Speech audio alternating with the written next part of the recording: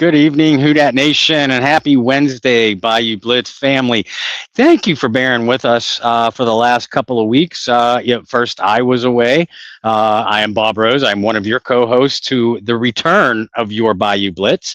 And then last week he was away, and his name is Brendan Boylan, your other co-host to your Bayou Blitz. I was at the beach. Brendan was enjoying the Hall of Fame induction of some guy you guys might have heard of. His name was Drew Brees, along with a few other Hall of Fame inductees.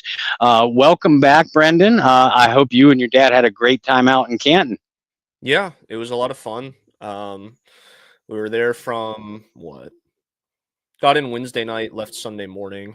Got to do the Rock and Roll Hall of Fame as well, so got to take in more than just Canton. Not that there's a whole lot to see in Canton outside of the hall, right? But yeah, we had a good time. We'll talk a little bit about Drew and his speech and just other takeaways from that experience for so many people, because I've seen so many social media posts about people's reaction to Drew. So we'll get into that. But Bob, we've been gone for 2 weeks. A lot of stuff's been going on with the Saints, with us, and with our friends at Get Checked or Check Out.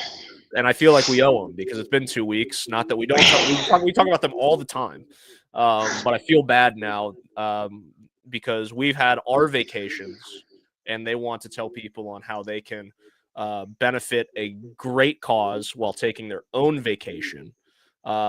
In March of 2027. So, Bob, take it away. Sorry, Shireen, we haven't been around to support you guys, quite as much as what we'd like. But thank you, folks, for bearing with us. It might feel a little bit odd to talk about a vacation when a lot of you or a lot of us are either on vacation or just getting back from vacation and getting ready for back to school. But this trip, and it's a trip of a lifetime, or it's a lifetime opportunity, may I say, is sponsored yearly by an organization called Get Checked or Check Out. Their website is at the bottom of the screen, tcynow.org. So check that out, donate a little bit. Get Checked or Check Out, it was put in place over a dozen years ago to help guide people and their families through medical diagnosis that just has your world spinning. You don't know where to turn next. You don't know what to do next. That's why Get Checked or Check Out is there. They will help guide you and your families and loved ones through the next step that you need to take. Doesn't matter whether it's a research option, a treatment option, a therapy option, whether it's physical or mental or emotional. Get Checked or Check Out is there for all of that. And like I said, take a glance at their website, donate a little bit if you have a little bit extra, because this is a cause that Brendan and I believe very strongly in. We've gotten close to a lot of the people that are associated with it. Frankly, just like any charity, they need to be there to help us. They need our help. But guess what? The best way to help them is treat yourself to a vacation. The major fundraiser that Get Checked or Check Out has every single year. It used to be a cruise, and now we're going to alternate cruise and landlocked destinations. But the 2027 trip for Get Checked or Check Out is March 18th through the 22nd. And this coming year, it's going to be in beautiful Punta Cana. It's their first all-inclusive land getaway, and it's going to include terrific members of your Who Dat Nation, as well as iconic members of the Saints like Tyrone Hughes, Courtney Roby, Delvin Breaux, Michael Lewis, and there will be others. But these four are the locks every year to go, along with their families. So you get the opportunity to hang out with these guys, not just for specific moments like there'll be autograph signings, picture sign. No, this entire vacation, this entire trip, we are all hanging out together, eating meals together, playing games together, hanging out at the beach or the bar or casino or whatever your guilty pleasure is. And it's a great way to get to know everybody. I promise you that this will be an amazing and unforgettable experience, all while benefiting a terrific charity and the incredible people who run it.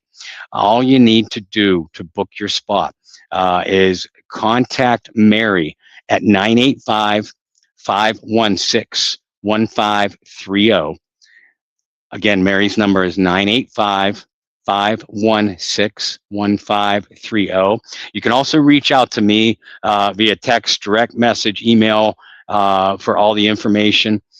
I've gone the last couple of years. Can't wait to do it again. I've gotten real close with these people. So is my daughter, Brianna, who lives in Canton. A handful of members that go on these yearly trips made the trip up from New Orleans. A couple stayed with my daughter. They all hung out with her. Unfortunately, I wasn't able to make the trip. Breaks my heart that I couldn't. But all weekend long, I kept getting pictures of them all hanging out together. My wife Lauren got a FaceTime phone call from them one night. But that's how close we have gotten. We've had Delvin, Mike, Courtney, Tyrone on our show from time to time. I am proud to call them friends. We text each other often. This is what kind of relationship that you can build if you go on a trip like this. And trust me, it's instantaneous. You feel like an instant member of of all their family, and it feels like a family reunion. And it's something that I want all of you to make a part of your yearly trip agendas, because trust me, you will not regret it. And again, you can reach out to me for any more opinions or thoughts that I have on it. Check out the website at the bottom, tcynow.org, and please contact Mary. And when you do, tell them you were referred to her by us at the Bayou Blitz.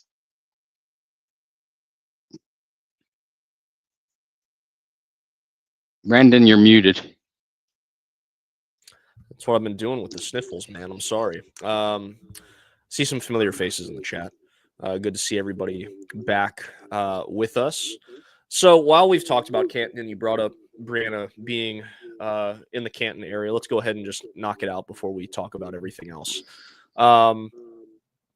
First and foremost, I don't know if I've ever seen so many Saints fans outside of a stadium before. Mm-hmm. Who Dat Nation really showed up and showed out for Drew. It was incredible to see that type of support and response.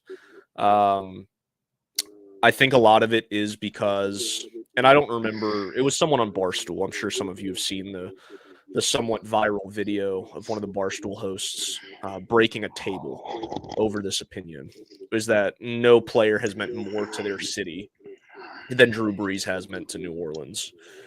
And I fully believe that. I think it was very evident in Canton, Ohio. I've seen a lot of videos of people watching at home becoming very emotional. There was a lot of very emotional people in Canton. And I think Drew and Brittany brought this up in an interview they did leading up, was that 2020 was such a weird season with no fans. Drew never really got to say goodbye to the fans, and the fans never really got to say goodbye to Drew. I know he came back and was honored at halftime. Not quite the same, especially because he was calling the game for NBC, if I remember that correctly. Yeah. That night. But this definitely felt like some closure, or the final chapter was finally written for everybody. And it was a really nice way to kind of put a bow on it, if you will, 5 years after the fact. There were reports, I believe it was Jeff Duncan reported that Drew was going to go over his time limit. Jeff was correct. Drew went over his time limit by about 12 minutes, which is why I think he was saved for last. It was really neat, my father and I got to sit on the field, not in the VIP section, but on the field opposed to in the stands, and we saw a lot of former teammates of Drew. You saw people, Marcus Colston, you saw Chase Daniel, you saw some of the linemen, you saw Jari Evans, you saw Steve Gleason made the trip up Mm-hmm. and was there. I ran into Will Lutz in line to get a hot dog. So, you're talking about guys that spent the very last years of his career with him, all the way to guys who were, parts of Super Bowl winning teams with Mm-hmm. Drew. There were so many people there, former teammates to support. Like I said, so much of the Who Dat Nation was there.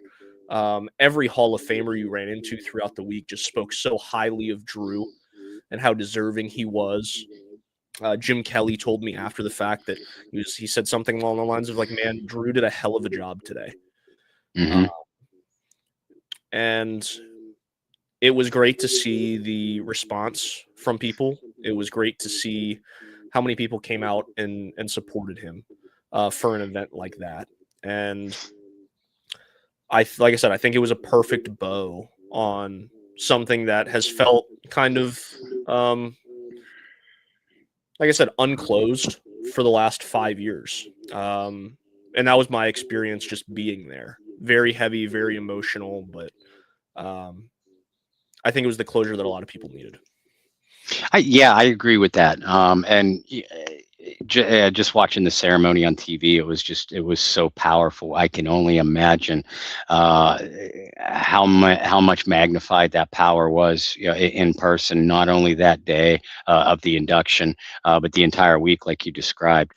And you said putting a bow on it. I said on Jordy Haltberg, it felt like an exclamation point to a career that ended with a period back in 2020. And hey, listen, very few people get to go out on top, excuse me, and get to go out on top playing well.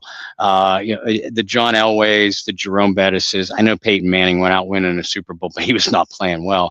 But the Elways and the Bettises, they are very much exceptions to the rule.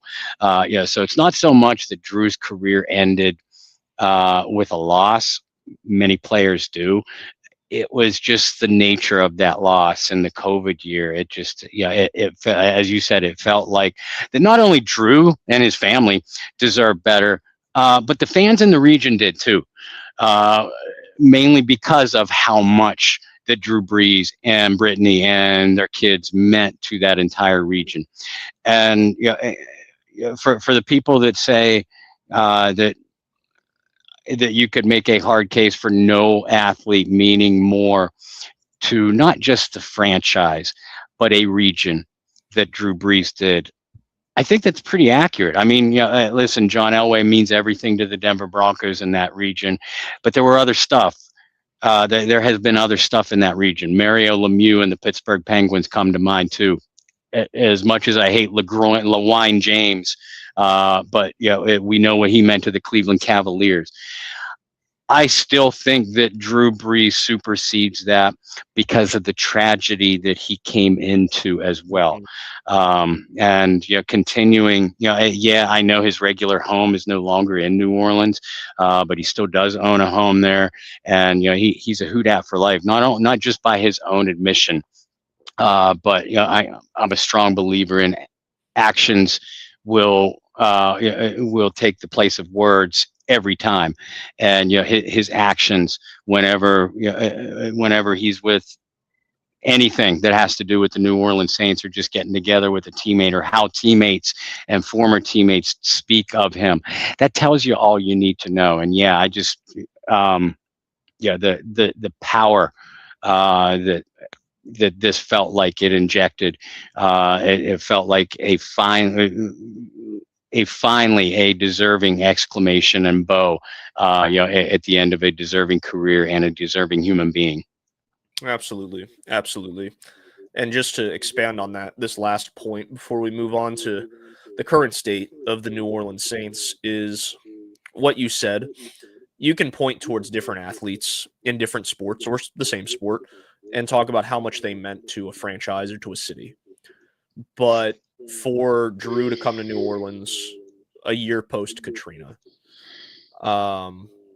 and immediately take a team to the NFC Championship game, and then just 3 years after that NFC Championship loss, win the Super Bowl. A team that has been historically bad for decades, their entire existence. For Drew to come in and be a light, a beacon of hope, and really take so much pride in that and put a lot of that weight on his shoulders, I think that speaks volumes, and I think that's where the separation lies. I mean, I think it's safe to say, and this is coming from someone who was not living in New Orleans at that time and has never lived in the city of New Orleans, but when Katrina hit, New Orleans was as close to dead as you could possibly be. Mm-hmm. And to have the Saints be this one thing that you could grasp and this one thing you could hold on to, and on Sundays or Monday nights or whatever the case may be, life felt a little bit more normal again. And then on top of that, it wasn't just watching this historically bad Saints team. It was Drew took you on this ride for 15 years of being a team that all of a sudden it was like, we have Drew Brees. Like, we could win it. We could win any given Sunday against any given team. It doesn't matter. It doesn't matter that we're down 14 in the fourth quarter. It doesn't matter this. It doesn't matter that. And that's without talking about all of Drew and Brittany's great charity work and how much they have given back to the city and the region. Like, that's why he means so much to people. And I think there were a lot of non-Saints fans that were confused about, like, why did all these Saints fans make this trip to Ohio? You know, why is this such a party? That was why. And look, other Saints will get in, right? Bob and I were talking about that before we went on, right? Jari Evans will get in, we think, at some point. Cameron Jordan will certainly get in at some point. Sean Payton, especially if he has any similar success in Denver like he had in New Orleans, will certainly get in. That's great. But you will not see a turnout for any of those guys like you will Drew. And that's not just because he's the quarterback. That's because of everything that I just mentioned. And that was giving you guys like a Cliff Notes short version of it all. Right? You could write a book on why Drew means so much to the city. So it was really special. It was really, really special to be up there for that ceremony. And Bob, before I let you have any parting thoughts, before we move on, I also did want to highlight Roger Craig specifically. One, because it took so long for Roger to get in. And I know a lot of you Saints fans are sitting home rolling your eyes because Roger Craig kicked the Saints' ass for so many years, as those Niners teams did. But he was special. But to come out and announce that he has vascular dementia during what is supposed to be like this grand moment that finally happened, and be that vulnerable with people. I do have to tip my cap to Roger for being vulnerable in that moment, bringing awareness to it, as his doctors believe that it stems from concussions that he suffered being a football player. He did mention that multiple things can be true, and one of them is that like football gave him everything. But he wants to bring awareness to the situation now that we have more science in medicals when it comes to brain injuries. But I did want to just tip my cap to Roger. I hope that he stays true to what he said, is that, you know, this isn't going to define him. Like, he's still going to be Roger Craig. But I wanted to tip my cap for him, like I said, being vulnerable in like this grand moment. And also just congratulations on finally getting in, because it is super overdue. Yeah, and Roger was on my short list of criminal overlookings for the Hall of Fame that include Pat Swilling and a handful of others. But if you're what do I call us, an experienced veteran seasoned Saint fan, I despise the 49ers worse than the Falcons. because of what those specific teams did to very good very good New Orleans teams back in the day. And Roger Craig was a huge part of that. Roger's certainly deserving of the Hall of Fame, and congratulations for that. And for not only showing the type of vulnerability, revealing his condition on a worldwide stage. And I refer people back to tcynow.org, get checked or check out. If you or a loved one is going through that kind of thing, this is why they are put into place. So the fact that Roger announced this on such a grand stage is to help bring awareness to the condition. Hopefully we're doing him a little bit of a favor by again supporting causes and organizations like Get Checked or Check Out. Absolutely. Let's talk current Saints. What's going on in the current day and age? We've missed a little bit. We had a couple weeks there where there wasn't really a whole lot of news going on. We were kind of joking about how are we going to stumble our way to the preseason and then the regular season, and you go on vacation, and then I go to Canton, and then all of a sudden all this news wants to break. Mm-hmm. So yeah, hold on. John Butler says, another 49er hater, me when Joe Montana put the jacket on Drew. Get your hands off my quarterback. Well, yeah, I don't personally get it because I wasn't alive during that period. But as another reminder thanks, Brendan. Hey, look, it's been 2 weeks. It's been 2 weeks, Bob. But yeah, John also, when I get over whatever this is, we are going to hop on a Zoom call. Timing hasn't been good for Bob or me, or just, life happens. But anyway, the Saints, amongst our life going on, decide to finally do something. The meme of the guy with a stick, poking, come on, do something. Like, they finally did something while Bob was on vacation and I was on vacation. So let's talk about it, starting with Chris Olave. Bob and I had told you guys for weeks, we had expected, maybe even months, that we had expected some sort of deal to happen prior to the season starting. The clock was winding down. We saw some other franchises that didn't get their deals done with their star players. Looking at you, Tampa.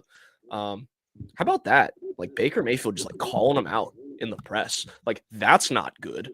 No. I'm glad that we're not in that situation. Because that seems like a dumpster fire over there. That seems like the other meme with the dog sitting there with a cup of coffee and everything's on fire. That's what Tampa seems like right now. Mm-hmm. But the Saints finally get a deal done with Chris Olave. The other reason that you and I kept saying, hey, this deal is going to get done, is we finally had what people like to call in multiple different industries as comps or comparables, right? Because a ton of other receivers got paid. Right, Christian Watson got paid. Drake London got paid. It was easy to say, okay, this is the benchmark. We just saw that with running backs too, didn't we? It was like 3 consecutive days where somebody became the highest paid running back in the history of the NFL. I think Gibbs is Gibbs still on top now? It's either Gibbs or Bijan, but I think Gibbs. I think Gibbs passed Bijan, but it was just back-to-back days, guys getting paid. So we finally see it with Olave. Bob, you and I haven't even talked about this in private, so it's going to be fun to kind of bring this up on air and get live reacts for both of us. Do you like the deal? Are you happy with the deal? Are there any concerns that you have now that Olave is locked up for the next, 4 years? Or 5 years if you include this year. Right.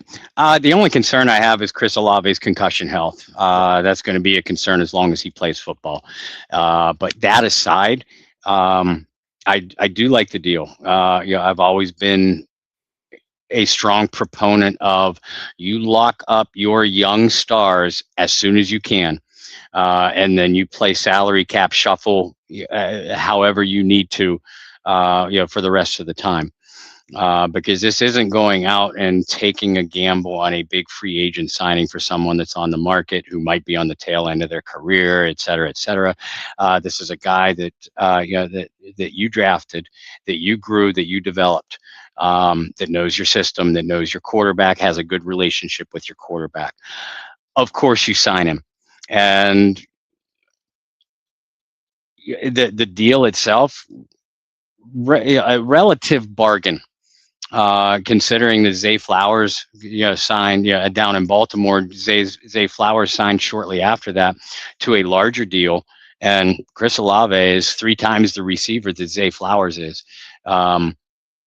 And I also, when you get this kind of deal done, and you have a young core like the Saints have with their draft picks, with Tyler Shuck, with last year's draft class, etc., it does give you some salary cap maneuverability when you need it at the back half of Olave's contract, and that's why that contract was structured the way it was. Where the larger numbers kind of hit at the back half, or the back portion. So that way, Mickey Loomis, assuming he still is the general manager, and Gail Benson, assuming she is still in charge of writing the checks, this kind of deal now allows you to tack on voidable years, a Mickey Loomis special, and things like that. And I know they drafted 3 wide receivers this year, but you have an offensive-minded coach in Kellen Moore. Once your number 1 receiver establishes himself, like Chris Olave, at least according to you and I, firmly did last year, you lock him up for as long as you can. Yeah, I agree with you. The numbers don't bother me. And here's the fact of the matter is, the numbers continue to go up every year. You guys see it in the NFL. You guys see it with your Bills. Speaking of Bills, I need to call about one. Why did my internet jump $30 from last month to this month? I don't know. Oh, I guess Jesus. that's what I'm saying. Like, it's not like a couple bucks. I'm like, whoa. But if the numbers keep going up, the longer that Chris Olave is under contract and playing well, the better the deal is going to look as the years go on, right? Because other guys are going to get paid. So to Bob's point of just like lock them up now, I think it's the right strategy. It's the right thing to do. Mm-hmm. Because who knows? And we live in a weird world with like the cap and this imaginary I don't even know how to describe it. It's this imaginary thing that like kind of exists and kind of doesn't, and we manipulate this imaginary thing. Like I don't know. But what happens when the cap goes up like $20 million next year? Right? Or like what happens when there is this just massive jump and every team has more money to spend? Well, you have to spend a certain percentage of that. Right. Like that's a part of the rule of this imaginary thing that, we have to maneuver around every year. So with that said, like I said, it's going to look better as the years go on, as long as he's still producing. So that's a good thing. I think the other thing too is it probably gives Chris a little bit of peace of mind. And maybe I'm probably speaking for Chris Olave, so sorry, Chris. I hope what I'm saying is true. But when you draft another guy in the first round that plays the same position as you, anxiety, self-doubt, all that stuff kind of like creeps in your head, right? You're like, whoa, wait a minute. Sure. I thought I was the guy, right? Some guys take it a little bit better, and it's like, yes, now I have some help, right? The 2 of us are going to work really well. We're going to create opportunities for each other. But I think just the natural human reaction is like, whoa, do they just like not believe in me anymore? Like, what's going on? So it probably does give some reassurance of like, hey, they're committed to me. They think that I'm the guy. They just paid me to be the number 1 guy. Jordan's going to be a huge help. Jordan's going to make plays. He's going to take some pressure off of me, and I'm going to take some pressure off of him. But at least I can go to bed every night knowing I'm the number 1 guy. I do think that is valuable as well. To where you don't have a weird tension of like, well, who's number? I go back to the Brandon Cook, Michael Thomas thing, right? Like, who's number 1, right? And obviously that ended poorly. The Saints made the right decision; they picked the right guy, but it gives you that kind of peace of mind as well. So I'm cool with it. It sounds like you're good with it, and as long as he stays healthy, knock on wood, and that he takes care of himself. Obviously, concussions are not something you can really just avoid. There are certain things you can do to help not get concussions, but it's completely out of your control. I guess any injury is really completely out of your control. You don't just like wake up and say, I'm going to do this today.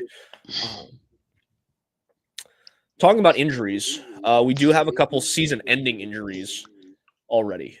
Some that hurt a little bit more than others. But Bob, run us through that list, because I know you have a couple that I'm not going to be able to pull off the top of my head without looking through some notes. And I know you have the handy-dandy notebook. Or is that trademarked? Like, I'm sorry, Nickelodeon, is that trademarked? Am I going to get sued? Like, it's a Blue's Clues thing. Are we getting sued? We'll have to come up with a name, for my notebook, and we throw it out to you folks, Bayou Blitz family. I was gonna say, better, John Butler, you're in charge. Bob's notebook by John Butler. All right. So whatever the nickname is, drop it in the chat, and we're gonna run with it. Well, listen, and this is news that's not classified as news, but Kendre Miller has been dealing with a back injury that's forcing him to miss time. Let's pretend to be shocked for 1 millisecond. Cam Jordan, a little bit more concerning, dealing with a hamstring. And when you're 38 years old, 37, 38 years old, 15, 16 years in the league, that could be problematic. But Cam wasn't going to play a lot this preseason anyway, so he is afforded the time of the luxury of rest, to rest up, hopefully in time to be back in time for the season opener. The thing that I am concerned about when you are a veteran athlete like that, yes, it does take you long to recover, but the chances of a recurring injury also go up significantly. So that's something to watch. And then the 2 season enders that you referred to, backup versatile veteran backup offensive lineman Dylan Radins out for the year with a knee injury. That is a fairly recent injury, happened certainly within the last week, I think within the last few days. And then during our first week of hiatus of the show, Brian Brissy was lost for the year with a knee injury of his own. That one hurts a lot, especially how good he was last year. But if you want to be the cup half full type of guy, it does create opportunities for a lot of those defensive tackles to step up and find a spot on the roster, right? I looked immediately at Xavier Harris, who we've talked a lot about. Cut. So there we go. But well, there you go. Thank you for just cutting exactly where I was going. But it does. I mean, you drafted a guy in the second round, right? More pressure, and pressure makes diamonds. Right? We had a lot of question marks about guys in that position. Like, are they going to be able to adapt and do different things? Right? We had that conversation 2 or 3 weeks ago. Highlighting multiple parts of the interior of the defensive line is like, hey, well, we need more than you just to be a big body, right? I think we said that almost verbatim. Is like, it's great that you're just like this big fat dude that takes up space, but can you evolve your game to do different things? And I think that's one thing that made Brissy so valuable last year is I think we did try to put him into one category when he showed like, well, look at all these other things that I can do and how versatile I can be in different situations and alignments and matchups. Can you find a guy that can also do that? Not replace Brissy in the long term, but can you find another guy to complement that where you have multiple guys that can be versatile? Right. Yeah, and I think it opens the door that much further for Vernon Brockton, who we knew was going to have a role on this defensive line anyway. Brockton is been having a really strong camp so far, so I can't wait to see him against Jacksonville throughout the preseason into the regular season. And the Saints got sick and tired of seeing Xavier Harris dealing with his own foot injury and whatever the heck else was going on the sidelines. So they released him with an injury settlement. They moved another undrafted rookie, defensive lineman Keyshawn Silver, to injured reserve as well, and then signed like 3 defensive tackles. So that's going to increase the competition at this position, and it's going to put veterans like Devon Godshaw, John Ridgway, Christian Boyd. It's putting them on notice that, hey, just because Bressee's out, just because we had to release a couple other rookie guys, we're bringing in more guys. We want you to know we're still not happy with the overall production at this position. If these young guys respond, then the Saints won't have to desperately scour the waiver wire for a veteran or wait for other teams to make cuts. It's going to be a position to watch throughout this preseason, though. Absolutely. Talking about the preseason, we have preseason football this week. Football's finally back for the New Orleans Saints. Obviously, we saw the Hall of Fame game with the Panthers and the Cardinals, a very fun game for the most part. But now you get to see it with your team. I think it's safe to assume you're not going to see a whole lot of starters in this one. So we'll talk about what we're watching over the next 10 minutes as we inch closer to 10 p.m. Eastern. I think first and foremost, because I said you're not going to see a lot of starters, I've said I think it's one of the more underappreciated battles. I think because his names came up more and being really good so far in camp, shout out to Nick Underhill, is I'm really interested to see Spencer Rattler, and I'm really interested to see Zach Wilson. And the reason I say that is because of how much Spencer Rattler has been talked about as making that jump or making the next step and looking better than he did last year. Because it goes back to the conversation we had 3 weeks ago, is at what point would you consider trading Spencer Rattler? Like, what would it take if somebody dangled something in front of you? Or are you just really comfortable knowing you have a younger guy that could be a backup for you for a handful of years, potentially? But also, selfishly, because Brendan wanted a veteran quarterback and Brendan got Zach Wilson, I would just like to see how that's going to go. Quarterback news, sidebar. Any concern, and I don't remember how you had him on your draft boards like 2 years ago. Any concern that J.J. McCarthy is not the starter for Minnesota? Concern? No. Because it still dumbfounded me how he made his way into the first round anyway, let alone the top half of it. JJ McCarthy is not a first round draft choice. And things soured for him in Minnesota real quick. Maybe he gets another opportunity there because Kyler Murray hasn't exactly shown that he can be a franchise quarterback, hence why he's in Minnesota instead of still in Arizona anyway. I think I think it's very interesting what's going on up there. I think the Vikings could be a potential mess, both in the locker room and on the field, partly because of this situation. Yeah. I thought it was odd that of all teams Kyler could have went to, he went to Minnesota. Right. But he clearly knew something we didn't as far as opportunities go. Exactly. So Saints fans, be thankful you're not in that situation. You know who your quarterback is going into the year. But Bob, about the quarterbacks, just your brief thought. Are you looking at that position as closely as I am, or do I just have Brendan goggles on and I just want to see how that's going to work out? First of all, Tyler Shuck is unlikely to see any snaps at all, against Jacksonville, and Kellen Moore as much confirmed what you had already said about most starters not playing at all, and the ones that will see action will see very little action. So it's going to be the Spencer Rattler and Zach Wilson show. Maybe a little bit of Hunter Decker's thrown in there. I'm probably not watching it as closely as you are, though, Brendan.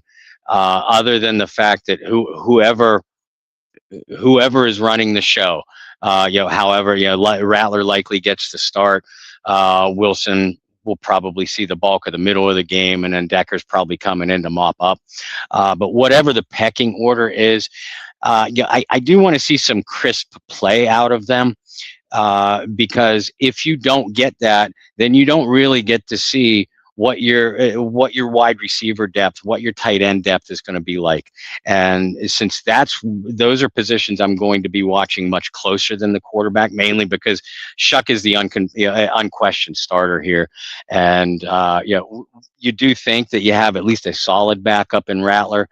You still need to see good quarterback play to be able to determine what kind of receiver and tight end play that you have on your depth chart. Fair points. John Butler in the chat. Drew Brees gets into the Ring of Honor, week 5. Yes. October the 11th. When the Saints face whichever bad quarterback takes the field for the Vikings. Yes. Thank you, John. Way to tie that in. I think what you said, the back half of that is really important, right? Because this is a year, and as every year, there's a wide receiver or two that's making plays in training camp that you got to see in preseason because, like, oh my God, they're just, they're making all these plays, right? That happens every year. And that's not to downplay the plays that they're making in training camp, but we do hear this every year. You have those training camp darlings. One popped on my timeline the other day. Emmanuel Butler popped on my timeline the other day talking about his experience with Drew Brees before he went in the Hall of Fame. But we've heard a lot about some of these receivers, and they're going to get their opportunities. It's important that the quarterbacks play well enough to be able to get them the ball in positions where they can make plays. But it's also giving them a golden opportunity to work with two guys who have got NFL starts under their belt. Whether they're quality starts or not, I'll let you guys determine. But they do have NFL starts under their belt. It's not like they're working with a guy who's fresh out of college and this is their first NFL action as well. So I do think it gives those guys an upper hand and a better idea on how to evaluate some of those skill positions, which is going to be really important for the Saints. Bob, what is one position on the offense and the defense that you are looking for? We'll play a little back and forth here as we start to wrap up the show. Well, in general, I want to see what the Saints look like in the trenches on both sides of the ball, because in training camp, you really don't get to see that because there's so little contact, involved. But offensively, I will stay. It's easy to say receiver, running back, all that stuff, and we're all going to be looking at all that. But I need to see something from the offensive line, especially now that Dylan Radunz is done. You have very, very little veteran experience behind your starting 5. I don't have a problem with the Saints not bringing in any veterans. I think I see the strategy here. You want to see what you have, with Jeremiah Wright, Torricelli Simpkins, Asim Richards, and then your younger guys than that: Xavier Truss, Alan Heron, Alex Walschlager. How are those guys going to perform? Are they going to give Rattler and Wilson, the protection that they need to make the throws and make the reads? Are they going to give the running backs, not Kendre Miller? Are they going to give Audric Estime and Devin Neal and C.J. Donaldson, legitimate holes so that way you can judge those guys? Offensive line, I'm going to be watching that group. I'm going to be watching very closely because, again, no reason why we'll see any of the starting 5 really, but especially McCoy and then the 2 tackles. You don't want to put them at risk at all. David Edwards, same thing. Ruiz can go play in traffic. You could put him in as much risk as you want. I got to see how this how the young backup offensive linemen perform, so you can kind of gauge through the rest of the preseason what the Saints need to do, if anything, at that position. I think did you want to go offense and then we'll both go defense, or did you want me to take my defensive turn? I'll go offense, then we both go defense. Okay. I think I kind of teased it and Bob kind of teased it, so I'm kind of cheating, but receiver is definitely one that I'm watching. because for the first time in a while, it seems like the Saints have the potential, scariest word, going into the preseason. They have the potential to have a very deep and talented young receiving corps, right? And to me, that's going to be really intriguing and really interesting because honestly, when you look at the receivers outside of Chris Olave, you don't really have like a veteran guy, right? You just have a lot of young dudes who are trying to make a team, make a name for themselves. So I'm looking at that position. Like I had mentioned earlier, regardless of if you're getting reps with Rattler or Wilson or both, you're getting reps with guys who have double-digit starts in the NFL. So you have a decent guy throwing you the ball, a guy who's going to be able to make decent reads and give you opportunities to make plays. A lot of these receivers have made a lot of plays in training camp. I mean, my Twitter's been filled with it. I'm sure your Twitter's been filled with it. I'm sure all of you guys watching's Twitter has been absolutely filled with it, right? So it's one thing to make plays in practice. It's another thing to make plays in a game. And that's what separates people, right? I talk about all those training camp darlings. Well, how many of them don't end up on the 53-man roster? Or how many of them just end up in the practice squad, and after a couple years, you kind of forget about them, and they, get released or end up going to another team, and maybe make the team, maybe don't. This is where you have the opportunity to separate yourself, and it's exciting to have a lot of young talent because my God, there have been years at wide receiver where you're just like, who? At least I know some of these guys, and at least it's not that one year that I always like to bring up, where they just brought in a ton of veteran guys where it's like, okay, like that wouldn't be bad to fill out the roster, but that was the entire receiving corps. So that's a position I'm looking at in this one. Which receiver can go ahead and start the separation? Obviously, we've got a couple weeks here, but can you start the separation at a turn one and cross the finish line after, week 3 of the preseason and solidify yourself with a roster spot? Yeah, and that is going to be important. I mean, how long has it been since we've seen the Saints have a quality foursome of receivers? It's got to be since Drew's prime in the mid 2010s. We're not going to see Chris Olave. We're not going to see Jordan Tyson. We are going to see Barry Brown. We are going to see Bryce Lance. Those two young rookies have been coming on strong. Interested to see how much we'll see of Vele. Looking forward to seeing Trey Palmer too. And can Ronnie Bell or Kevin Austin, Mason Tipton, a couple of the returning guys from last year's receiving corps, a unit that clearly Kellen Moore wasn't happy with. Otherwise, he wouldn't have drafted 3 wide receivers. Can those guys make a case for keeping a roster spot? So yeah, I'm looking forward to seeing the competition here. It's been close, not close, but interesting to watch through training camp practices. And now that you're facing a team with a different color jersey and a different helmet, how are these guys going to respond? Yeah. I am interested with Vele because he had such a interesting 3-week span, but I also don't think it's fair to pencil him in anywhere. No. Because of a 3-week span. As much as some Saints fans want to, because you got a big body target. I'm interested because I don't think that's the first name that's going to be coming to people's minds when they flip on the game this weekend. Bob, defensively, where do you want to go? Well, and again, just like with offense, you can make us. We've talked about the defensive line. You can make a case. What kind of edge rusher depth do they have? Because we're not going to see Cam, we're not going to see Chase. Obviously, for obvious reasons, there's tons to talk about in the secondary. I'm going to be watching all that, making notes, writing about it. But the position I'm going to watch closely is off-ball linebacker. I would be a little bit surprised if Caden Ellis played very much, if at all. But he's not my worry. Pete Warner's been banged up.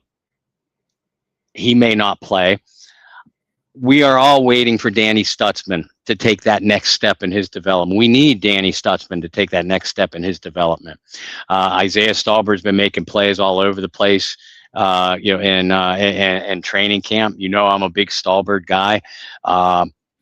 Like to see him take that next step. Newly signed Deion Jones. We know what he was like in the open field and as a coverage linebacker in his early days with the Atlanta Falcons. What's he have left? Jalen Ford, does he have enough to hold off a challenge from Deion Jones? This is going to be a team without Demario Davis this year. So it's going to be a different looking defense altogether, and certainly a different looking linebacking core. I think Caden Ellis is more than capable of being a good every down guy, but you're already talking about a drop off from Demario to Caden. What kind of play are you going to get from that other spot? What kind of linebacker depth are you going to have? Jones is interesting because he was so athletic and so dynamic in his early years, but those early years are now a long time ago and probably longer than I want to admit. But I always find humor, whether it be one way or another, when a Falcon becomes a Saint or a Saint becomes a Falcon. It is weird. And I don't know how many good examples we have of guys that were uber productive with both. In recent memory. Morton Anderson's the only one I can think of. Okay. Bobby Hebert, I guess.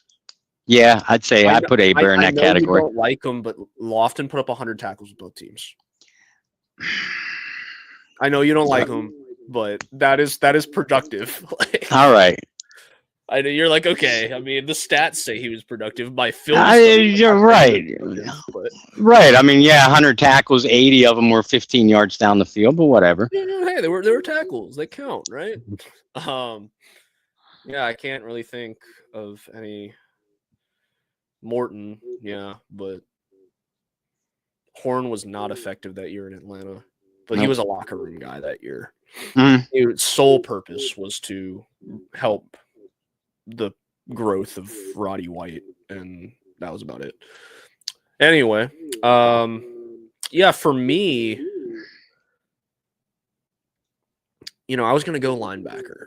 So I'll go back. I'm sorry. No, it's all good. It's all good. I'll go back to the conversation we had earlier with the interior of the defensive line. And without just repeating what we said earlier, but a lot of it is I want to see guys that can, particularly interior of the defensive line, show me some versatility more so than you brought up Ridgeway earlier, right? Ridgeway was just a fat guy that fit the scheme. Yes. Show me you're more than a fat guy that just fits the scheme. What have you done and learned over the last year and now this training camp that can help evolve your game just a little bit to help this scheme and help this defense, right? You are one of the veteran guys, right? That's a guy I'm looking for. Godshaw's another one, very similar, right? Yeah. You were brought in to just be a big fat guy. What have you done over the last year to evolve your game? And I'm not saying evolve your game to I'm not talking Pokemon evolutions here where you go from Charmander to Charizard, right? I'm not expecting you to grow wings and start flying around the field. But what have you done to just change a little bit of what you can do to benefit yourself and benefit the team? That's what I want to see. Not just in week one, but throughout the preseason.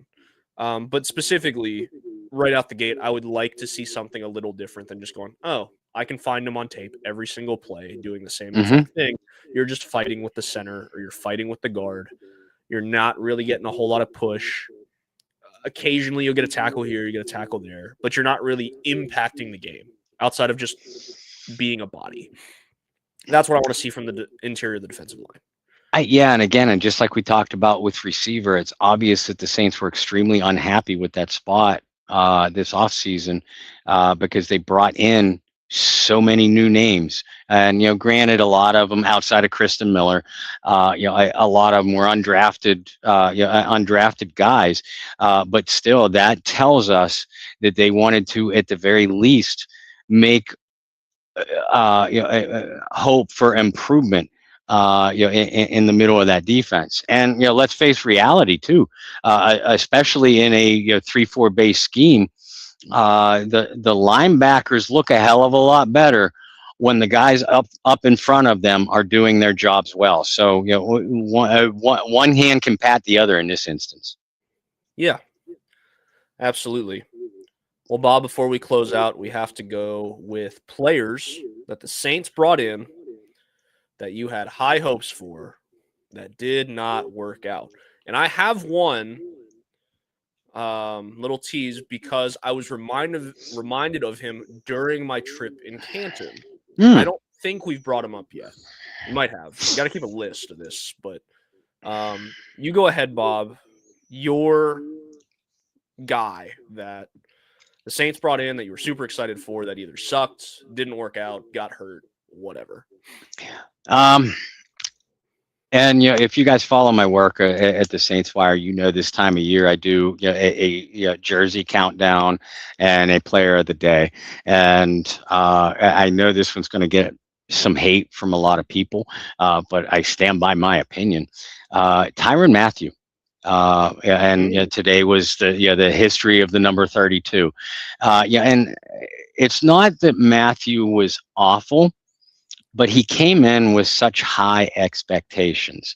And I've been, like most of you, I've been watching him since LSU, and I knew he had lost a step by the time he got to New Orleans.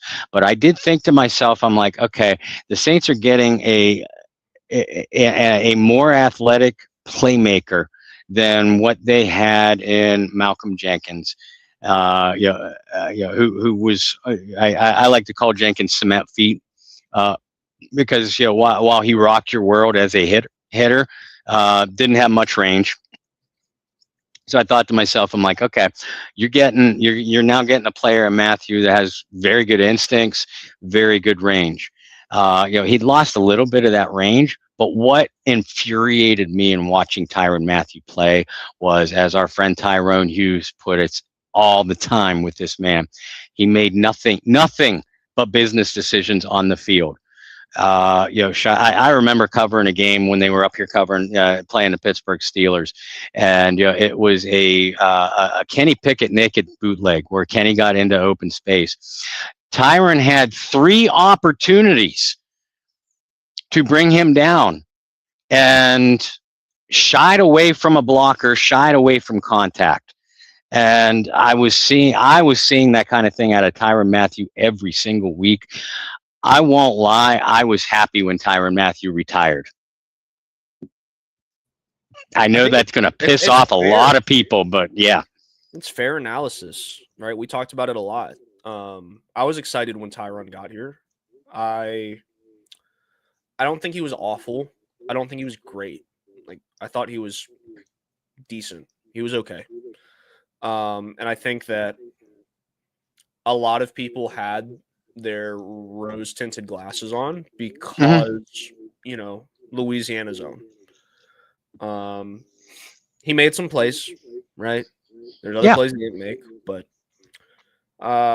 when his career gets looked back on, New Orleans will get glazed over, right? It won't really be talked about. Unless it is just a kind of like a footnote of like, well, he did go back home at the end. I'm going to stick in the secondary. And again, if we've done this already, I apologize. But it was one of those moments when you're going through the Hall of Fame and you're looking at all these busts, right? And you're in the room where apparently they all talk to each other at night, according to John Madden. That was a cool moment on the trip. I got to do that. And then John Madden's original RV, I got to walk. That was really neat. Yeah, apparently it got donated to the Raiders, and it was in, I guess, Vegas, or maybe it was Oakland before they moved for a year, and then it got moved from the West Coast to Canton, and its permanent home is in Canton. So next time you're in Canton, you can walk through John Madden's first of 5 RVs. Yeah, because I'm in Canton often, but the last time I was actually at the Pro Football Hall of Fame was 2016, and it was not there then. So that'd be pretty cool. Yeah, it is pretty neat. It is pretty cool. But you're walking around, you see all the busts, and then I was like, oh my God. Because it says on the bus, like, the teams they played for. So I had to check because he didn't make the team. And that's Champ Bailey. I was very excited for Champ Bailey, even though it was like the bitter end of his career, right? But that was also a period in time where the Saints were not particularly good. And it was like, just for giggles, like, let's see if Champ Bailey can do something. We're going to get a Hall of Famer here at the end of his career. He's going to be able to mentor some of the younger guys. He didn't even make the team. You can count on one hand the number of practices that Champ Bailey had. First of all, for personal reasons, I hate Champ Bailey. Always have. But that was 2014 when the Saints brought him on. 15. It might be 15. One of those no, years. 15 was Brandon Browner. 14 was Champ Bailey. So there you go. I was in Greenbrier for about a week. Practices. Champ did not practice once. He did very little on the sideline. I'm watching practice, and then keep seeing high-priced guys like Champ Bailey and Jarris Bird just standing on the sidelines in skivvies like this. I wanted to throw shit at him. I was not excited when the Saints signed Champ Bailey because of my personal hatred, but I did expect at least some semblance of his Denver Bronco days, even if it was just like a little bit of a shadow, like some of the other veteran. I expected him to at least make the 53. Right. Like, at least suit up for a game. He did suit up for a preseason game, but like, that picture exists somewhere. Mm-hmm. But like, he didn't make the 53. Like, I could have lived with kind of like the Adrian Peterson thing where like he plays like 3 games and everybody forgets about it. So like, when Adrian Peterson eventually gets in the Hall of Fame, it's going to be really funny when you have like this little note on his bust that says New Orleans Saints. Right. But yeah. Yeah, Champ was one that I was excited for. I think also very biasly, like, growing up and spending a lot of my adolescence in Georgia, being a Bulldog was part of that as well. Even though I don't really have a college football alliance, obviously you're just around it all the time. And I was excited, and it didn't happen. And that was part of my excitement too of going to the Hall of Fame, was seeing how many guys that were in the Hall that had busts that were Saints at some point in their career. So when we got to Champ Bailey, I had to see if it counted because he signed. John, we'll count it. John, we're gonna say it. We're gonna say it because it's been a while. John said Venom for Champ Bailey. He's in the Kyle T camp. Oh, yeah. No. Champ Bailey never robbed anything from me. Never personally lied to my face. Right. And Champ Bailey, for all indications, at least has a backbone. It is not 99.9% cowardice, like Kyle T. Mosley. So yeah, but I appreciate the comparison. I was like, dang, John, that was a strong comment in the comment section today. All right, guys. Well, that kind of wraps it up for this edition of the Bayou Blitz. Bob, it's good to see you. It's been a little bit. You too. I'm going to send you a photo of something that I saw at Canton that I thought was really cool. I'll bring it up, but it's one thing to see it and it's another thing to hear about it.